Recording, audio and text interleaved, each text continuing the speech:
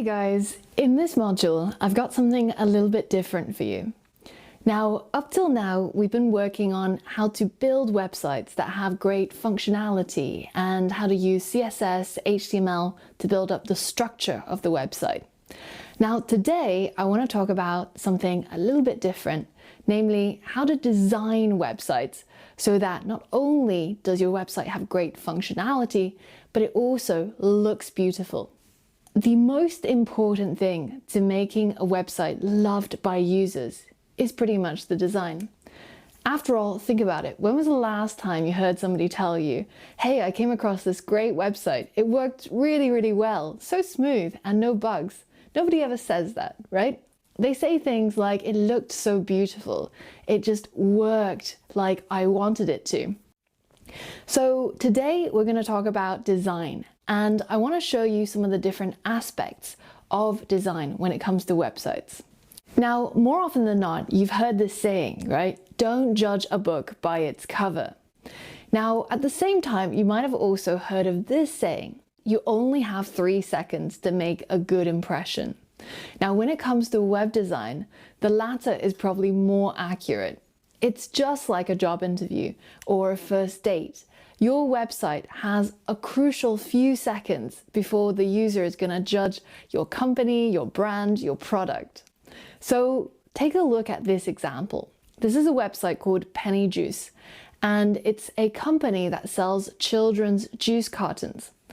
Now look at the design of it. There's clashing colors, there's different typefaces, there's different colors for the text, and they have different fonts, and it's all, to be honest, a bit of a mess. So this is a question I often ask students at this point. Take a look at this website and ask yourself, if you were to buy a product from this company, if you were to buy a carton of juice, how much would you pay for it?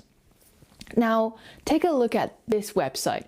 This is the same website reimagined by a professional web designer. Look at how the color scheme is now consistent, how the fonts and the typefaces now look a lot better.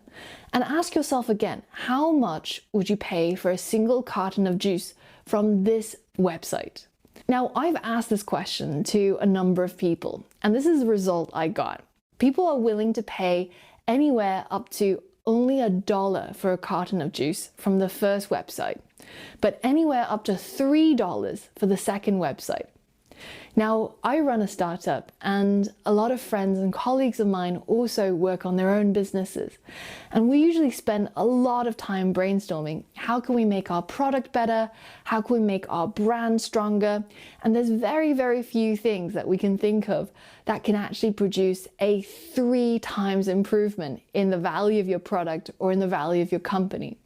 So design is really powerful. It's one of the cheapest ways to make your company or your product look expensive because it's elevating, and it doesn't take a lot to get good at design, as you'll see in the coming lessons. So we're going to be exploring some of the principles of web design in this module, and I want to take you through everything from color theory to typography to user interface design and user experience design. These are the 4 pillars of good web design. So once you're ready, head over to the next lesson and let's get started.